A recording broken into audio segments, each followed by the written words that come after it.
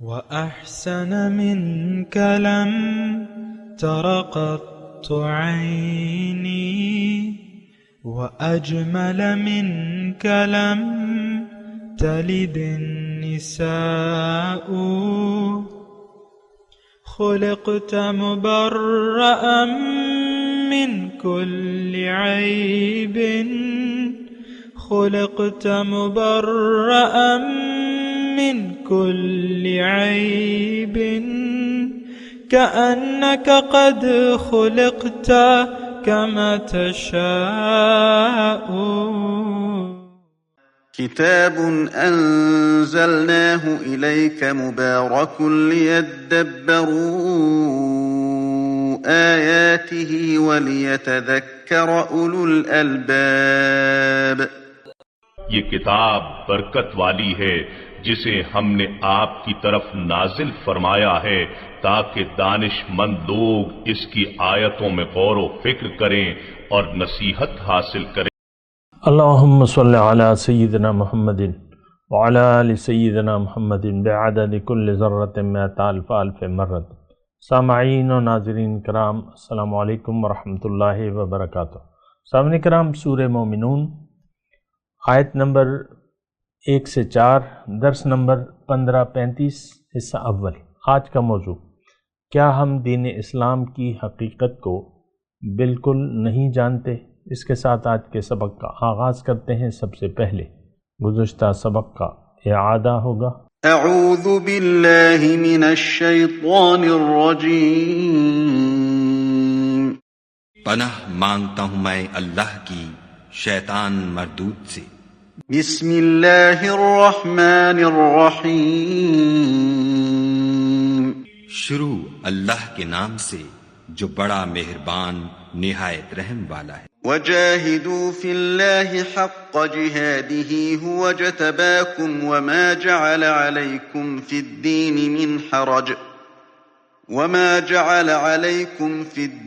من حرج ملة أبيكم إبراهيم هو سماكم المسلمين من قبل وفي هذا ليكون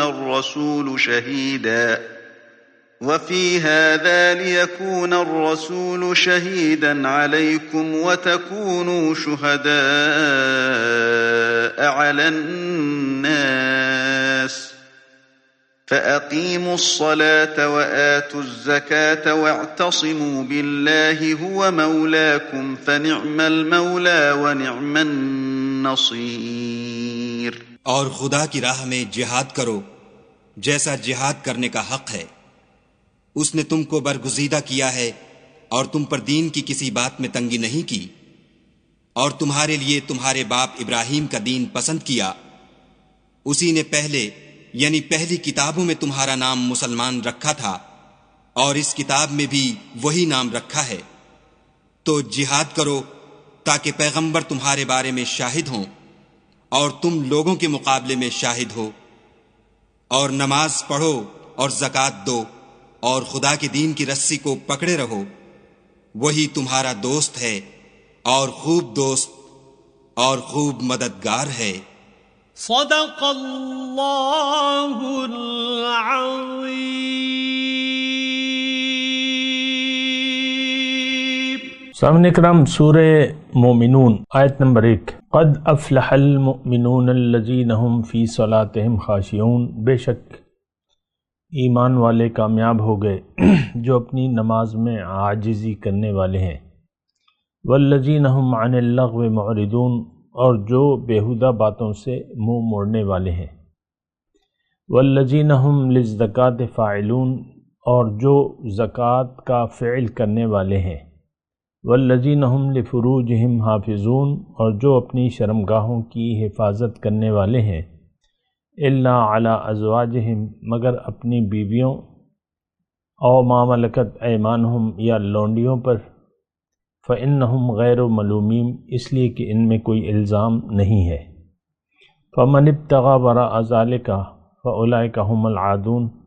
پس جو شخص اس کے علاوہ طلبگار ہو تو وہی حد سے گزرنے والے ہیں. والذین هم لأماناتهم وعہدهم راعون. اور جو اپنی امانتوں اور اپنے وعدے کا لحاظ کرنے والے ہیں، والذین ہم علی صلاتہم یحافظون، اور جو اپنی نمازوں کی حفاظت کرتے ہیں، اولئک هم الوارثون، یہی وارث ہیں، الذین یرثون الفردوس، جو جنت الفردوس کے وارث ہوں گے، ہم فیہا خالدون، اور وہ ہمیشہ اس میں رہیں گے۔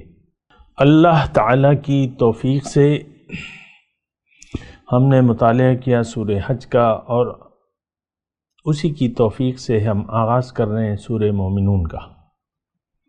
رب اشرح لی صدری ویسر لی امری واحلل عقدۃ من لسانی یفقہوا قولی۔ سورہ مومنون مکی صورت ہے، اور تقریباً اس کا شان نزول 7 نبوی کے لگ بھگ ہے، 7 نبوی، اور ظاہر ہے کہ مکی صورتوں کا جو مرکزی مضامین ہوتے ہیں وہ بنیادی طور پہ جو موضوعات ہیں اور جو کامیابی کی چیزیں ہیں یا ناکامی کی باتیں ہیں وہ اس میں بیان کی جاتی ہیں۔ یہاں قد افلح المؤمنون سے بات شروع ہو رہی ہے۔ حضور صلی اللہ علیہ وسلم فرماتے ہیں کہ مجھ پہ کوئی 10 آیتیں ایسی نازل ہوئی ہیں جو ان کی رعایت کرے گا وہ جنت میں داخل ہو جائے گا۔ ماشاءاللہ۔ اچھا، اب ایک جملہ جو ہے وہ میں پہلے آپ کو عرض کر دوں، یہی وہ حضور والی بات ہے صلی اللہ علیہ وسلم کہ اولئک هم الوارثون، جو 10 نمبر آیت میں ہے کہ یہ لوگ، یعنی ان صفات کے حامل لوگ جو ہیں وہ وارث ہیں جنت الفردوس کے اور ہمیشہ اس میں رہیں گے۔ آیت نمبر 10 اور 11 میں یہ مضمون ہے، اولئک هم الوارثون الذین یرثون الفردوس ہم فیہا خالدون۔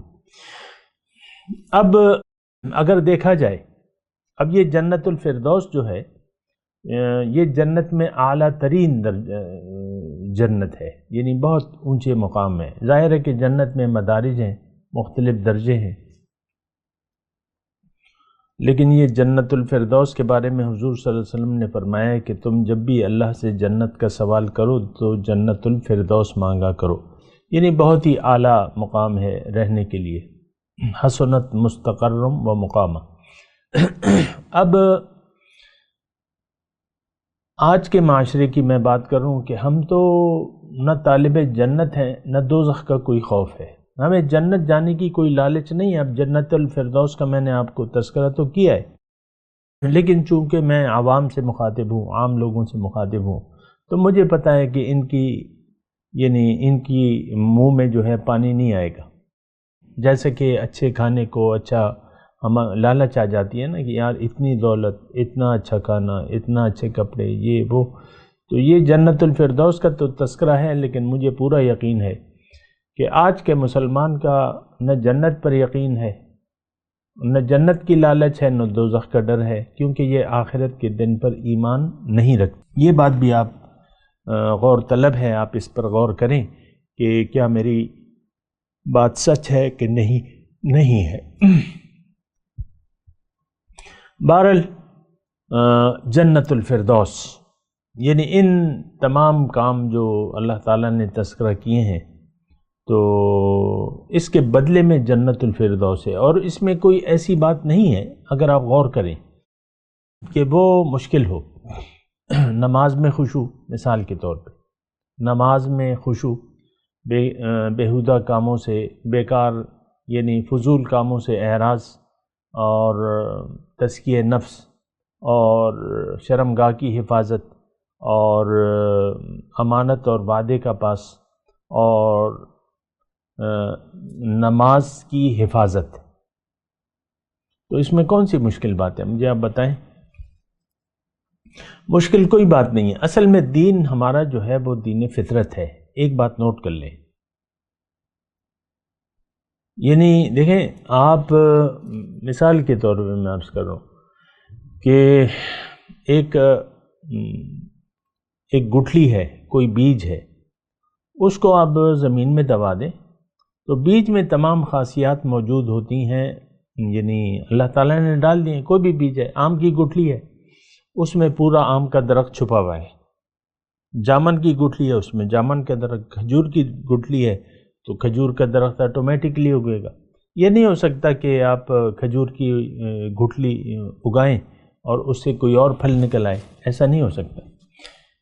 ہماری فطرت یعنی بیج میں اللہ کی اطاعت اور بس اللہ کی توحید، ہماری جو بیج ہے، گٹھلی ہے ہماری، یا جو ہمارا جو فطرت ہے، فطرت میں نے آپ کو کہا نا، فطرت یہ فطرت ہے. یعنی بچہ جو ہے فطرتی طور پہ روتا ہے تکلیف کے وقت. مثال کے طور پہ ہمیں کھانا ہضم ہو جائے تو پھر بھوک لگنی شروع ہو جاتی ہے فطرتی طور پہ، گرمی لگے تو پیاس لگنی شروع ہو جاتی ہے. اس طریقے سے یہ بات ہے، یعنی خود بخود پیاس لگنی شروع ہو جاتی ہے، کھانے کی ضرورت محسوس ہوتی ہے، آدمی تھک جائے تو آرام کی ضرورت ہوتی ہے. اس طریقے سے یہ بات ہے. اسلام اس طریقے سے بات ہے. اب اسلام تو دین فطرت ہے، یہ تو حضور صلی اللہ علیہ وسلم نے فطرت اللہ التی فطر الناس علیہا قرآن کے الفاظ ہیں. پھر حضور نے فرمایا ہے کل مولود یولد علی فطرت الاسلام، ہر بچہ اسلام کی فطرت پر پیدا ہوتا ہے. تو اب یہ ہے نا کہ دیکھیں، اب فطرت، اب یہ درخت جو ہے توحید کا جو بیج ہمارے اندر پڑا ہوا ہے، یہ کیسے بارآور ہوگا؟ دیکھیں گٹھلی جو ہوتی ہے، تھوڑا سا میں اس پہ وقت لوں گا. گٹھلی جو ہوتی ہے اگر وہ ویسی پڑی رہے تو ایک وقت آئے گا کہ اس کو خراب ہو جائے گی، وہ سڑ جائے گی، گل سڑ جائے گی بس. لیکن اگر آم کی گٹھلی ہے یا کھجور کی جو بھی، اگر آپ اس کو مناسب موسم، مناسب مٹی اور مناسب اس کے لیے پانی، یعنی جو بھی اس کی تقاضے ہیں وہ اگر آپ کر دیں تو اس سے پودا نکل آئے گا. زمین کو پھاڑ کے پودا نکل آئے گا، آہستہ آہستہ اس کی آپ دیکھ بھال کرتے رہیں تو اس سے ایک تناور درخت بن جائے گا.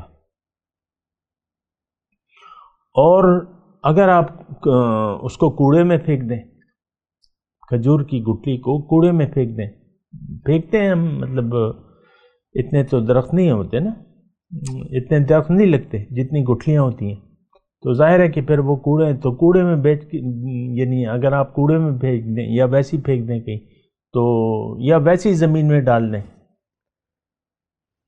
بغیر کوئی یعنی زراعت کے اصولوں کے، مٹی صحیح نہ ہو اور پتھریلی زمین ہو، مثال کے طور پہ عرض کر رہا ہوں، تو بس وہ پڑی رہے گی. پھر انسان دیکھیں، انسان کا جو اندر اسلام کا بیج ہے یہ تب بارآور ہوتا ہے جب پیغمبر آ جائے اور اللہ کی طرف سے ہدایت لے کے آئے اور آپ اللہ کی ہدایت کو قبول کر لیں اور وہی کا پانی آپ ابزارو کر لیں اپنے اندر، یعنی وہی کو قبول کر لیں، وہی ہدایت کو قبول کر لیں کہ ہاں یہ میرے لیے ہے، اور پھر پیغمبر کی اطاعت شروع کر دیں اور جد و جہد اور محنت کریں.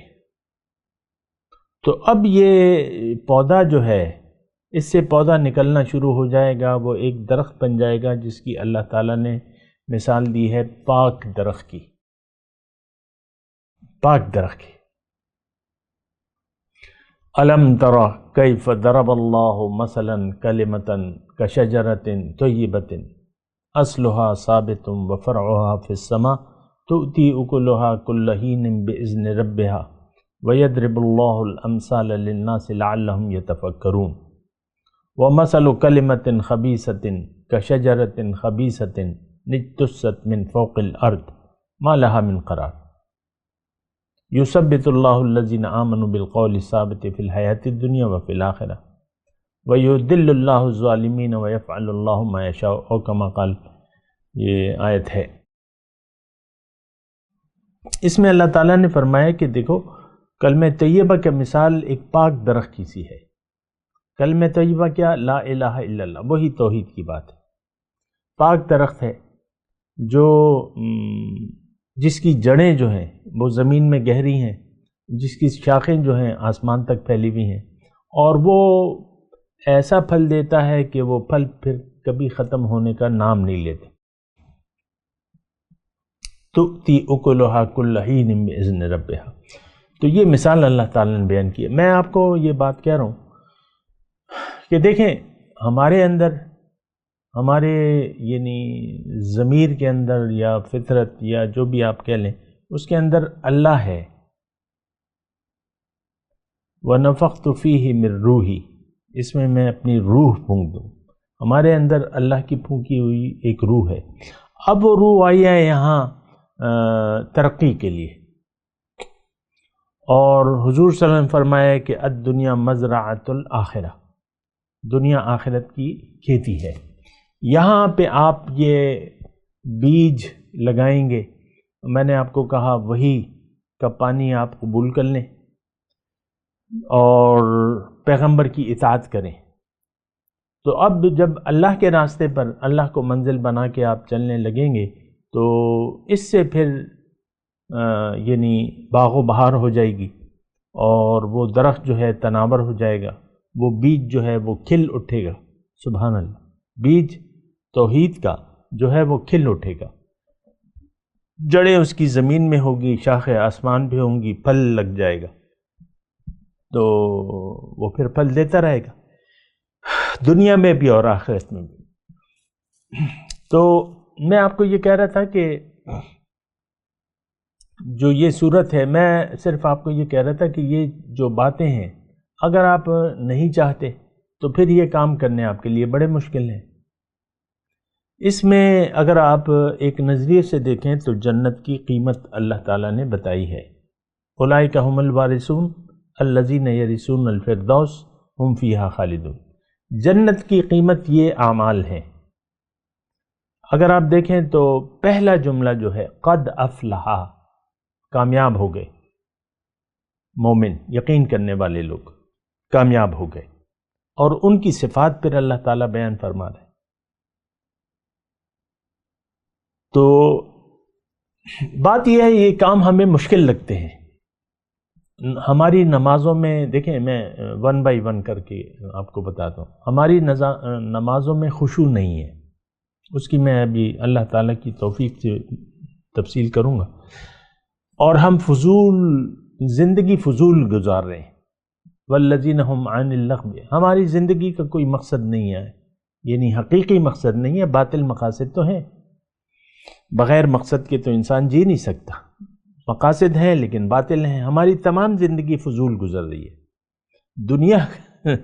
دنیا کو مقصد بنا کے آپ کون سے کارآمد زندگی گزارتے ہیں؟ آج کا مسلمان سب کے سب فضول زندگی گزار رہے ہیں، اپنے وقت کو ضائع کر رہے ہیں، برباد کر رہے ہیں، اپنی صلاحیتوں کو مٹی میں ڈال رہے ہیں۔ گندے نالے میں اگر آپ بیج ڈال دیں وہ تو نہیں اگے گا۔ تو یہ دنیا تو گندی ہے، ملعون ہے، اگر اللہ کی یاد اس میں نہ ہو، یہ تو ملعون ہے۔ ہم نے ساری کوششیں اس میں وقف کر دی ہیں، ہم یعنی اسی کے مٹی کی ہی ہو گئے ہیں، ہم نے اپنے آپ کو مٹی سمجھ لیا ہے۔ ایک بات میں آپ کو کہہ رہا ہوں، اس پہ ذرا غور کریں، ایک جملہ، ہم نے اپنے آپ کو مٹی سمجھ لیا ہے، ہمارا مقصود بھی ظاہر ہے، مطلوب بھی ظاہر ہے، اور مقصود بھی ظاہر ہے، محبوب، مقصود اور مطلوب، یہ سب ظاہر ہے ہمارا، آپ دیکھ لیں۔ میں تو آپ سے ذاتی طور پر مخاطب، اپنے اندر کا جائزہ لیں کہ آپ کا مقصود حیات کیا ہے۔ تو ہم اچھا، یہ میں ون بائی ون کر کے آپ کو کہہ رہا ہوں، والذین ھم عن اللغو معرضون، ہم اپنی زندگی کو ضائع کر رہے ہیں۔ والذین ھم للزکاۃ فاعلون، یہ زکوٰۃ یعنی تزکیہ نفس کا فعل کرنے والے ہیں۔ تزکیہ نفس تو ہماری زندگی میں کوئی خاص نام نہیں ہے، نہ ہم اس پر غور کرتے ہیں، نہ اس کے لیے کوئی توجہ ہے۔ والذین ھم لفروجہم حافظون، اپنے شرمگاہوں کی حفاظت نہیں کرتے۔ بدنگاہی سے بات شروع ہوتی ہے، آپ اگر بدنگاہی کو جائز سمجھ لیتے ہیں تو پھر اس کا آغاز ہو جاتا ہے، اور وہ پھر جہاں تک بھی انسان جاتا ہے تو ہم اپنی نگاہوں کی حفاظت، بنیادی طور پہ تو نگاہ کی آپ حفاظت کریں گے، نظریں غض بصر رکھیں گے، نظریں نیچی رکھیں گے تو پھر آپ محفوظ رہیں گے۔ اچھا، امانت والذین ہم لاماناتہم وعہدہم راعون، نہ ہمیں امانت کا پاس ہے، ابھی انشاءاللہ ہم اس پہ بات کریں گے، لیکن ہم نہ وعدے کی وفا کر رہے ہیں نہ امانت کو ادا کر رہے ہیں۔ والذین ہم علی صلاتہم یحافظون، اور نہ ہم اپنے نماز کو ایسے ادا کر رہے ہیں جیسے کہ ہونی چاہیے۔ ہماری نمازیں بے مقصد ہیں، اگر ہیں بھی تو اس کا کوئی مقصد نہیں ہے، ہم اس کو سمجھتے بھی نہیں ہیں کہ مقصد کیا ہے نماز کا۔ یہ تو ساری باتیں ہم میں نہیں ہیں۔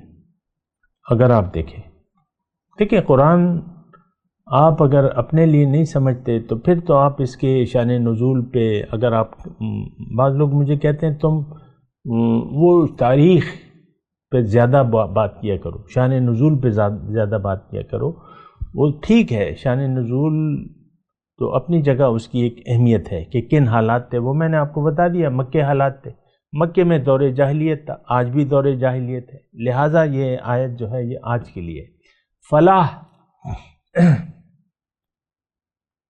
اس میں فلاح کا تذکرہ ہے، کامیابی کا۔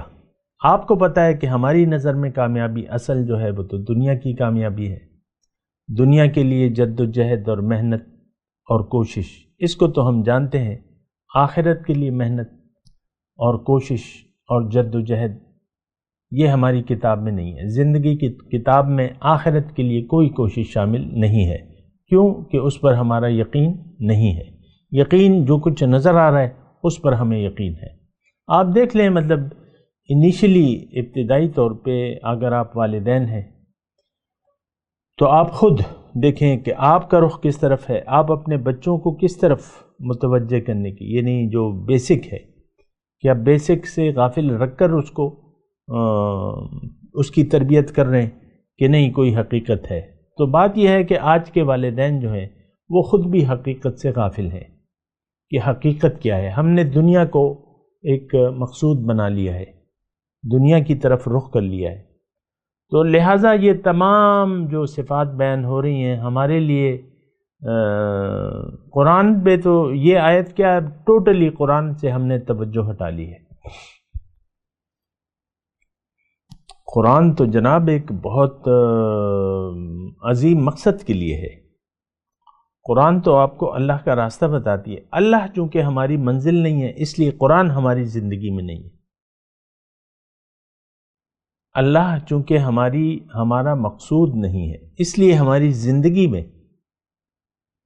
قرآن نہیں ہے۔ قرآن سے تو آپ دیکھ لیں ہم نے شرمناک طریقے سے منہ موڑ لیا ہے اور اس سے پیٹھ پھیر لی ہے۔ آپ دیکھ لیں مدارس میں، یعنی قومی سطح پر جو نصاب ہے اس میں قرآن فہمی نہیں ہے، قرآن کی سمجھ نہیں ہے، نہ قرآن کو اب یہ ہے کہ سمجھ کا کوئی مضمون ہی نہیں ہے۔ تاریخ ہے، اس میں معاشرتی علوم ہے، اور اس میں سائنس کے مضامین ہیں، اس میں ریاضی کے مضامین ہیں، اور بہت سے اس میں لازمی ہیں، لیکن قرآن نہیں ہے۔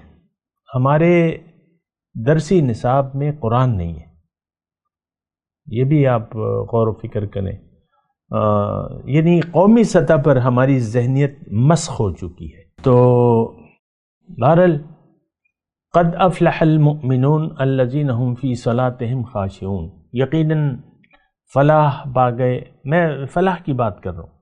پہلے تو آپ اگر قرآن سے فائدہ حاصل کرنا چاہتے ہیں تو آپ کو کامیابی کا معیار اپنے ذہن میں بدلنا ہوگا۔